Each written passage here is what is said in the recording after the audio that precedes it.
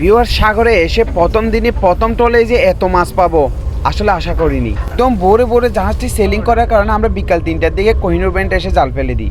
গ্রাউন্ডে নাকি সবাই কালো চান্দা পাচ্ছে, সেই সুবাদে আমরাও মাত্র 3 ঘন্টা জাল টেনে তাড়াতাড়ি স্ট্যান্ড বাই দিলাম। বিশাল বড় একটা ব্যাগ উঠতেছে দেখেন ভিউয়ার্স, এইরকম মাছ দেখলে যে কার না খুশি লাগে। চাকরিটাই তো এটাই, যত বেশি মাছ পাবো তত বেশি বোনাস পাবো। ফিশিং জাহাজগুলোতে আমাদের ফিক্স স্যালারি বাদ দিয়ে আলাদা একটা বোনাস দেওয়া হয় মাছের উপর।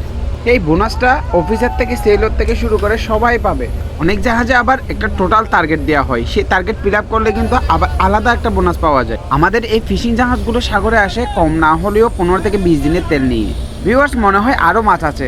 এই 3 ঘন্টাতে যে এত মাছ হবে তা কল্পনাও করিনি। আসলে শীত পড়া শুরু করলে বাংলাদেশে এই কালোচন্দা মাছের আধিক্য কিন্তু অনেক বেড়ে যায়। তো মানে বাজারে কিন্তু কালোচন্দা মাছ অনেক সস্তায় বিক্রি হচ্ছে। আপনারা সবসময় এটা মনে রাখবেন, নভেম্বর ডিসেম্বর মাসে কিন্তু কালোচন্দা মাছের দাম অনেক কমে যায়। এই সময়ের মধ্যে বাজারে এই মাছটি 230 থেকে 250 টাকার মধ্যে পেয়ে যাবেন। কিন্তু ভিউয়ার্স, আমি আপনাদের ভুল ইনফরমেশন দিতে আসিনি। আমরা সবাই নিজ নিজ অবস্থান থেকে সচেতন হই, সিন্ডিকেটের ফাঁদে পা না দিই।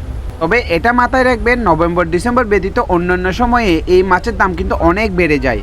আসলে সাগরে কোনো আমরা মাছ চাষ করি না, সব হলো সৃষ্টিকর্তার দেওয়া রিজিক মাত্র।